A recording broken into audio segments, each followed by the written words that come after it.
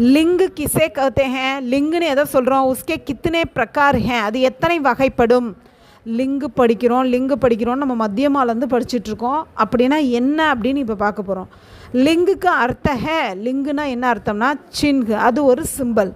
ஜிஸ் சின்ஹ் சே யஹ் மாலும் ஹோக்கி, இது எந்த சிம்பலின் மூலம் இது தெரிய வருகிறதோ என்னவென்றால் கோயி சஞ்ஞா ஷப்து, ஏதாச்சும் ஒரு பெயர் சொல் வார்த்தையானது ஸ்திரீ ஜாதிக்காக, பெண்ணை குறிப்பதற்காக வந்திருக்கா, யா மனுஷ ஜாதிக்கா, ஆணை குறிப்பதற்காக வந்திருக்கா, உசே லிங்கு கவுத்தே, அதை தான் லிங்குன்னு சொல்கிறோம். லிங்கு தோ பிரகாரியே, லிங்கு 2 வகைப்படும், புல்லிங் ஸ்திரீலிங் அப்படின்னு சொல்லிட்டு. அடுத்து வச்சன் கிசே கஹ்தே ஹேன், வச்சன்னா என்ன, உஸ்கே பிரகார் கியா கியா ஹே, அது எத்தனை வகைப்படும்.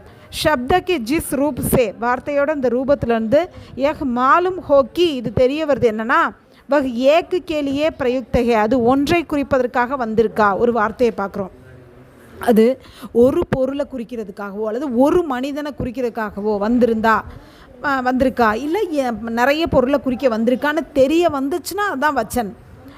பிரயுக்த ஹே யா அநேக்கு லியே, நிறைய பொருளை குறிக்க வந்திருக்கா, உஸ்ஸே வச்சன் கவுத்தே, அதை தான் வச்சன்னு சொல்கிறோம். ஏக்கு கேலியே பிரயுக்த ஹே யா அநேக்கு கேலியே, இதுதான் முக்கியமான பாயிண்ட்டு.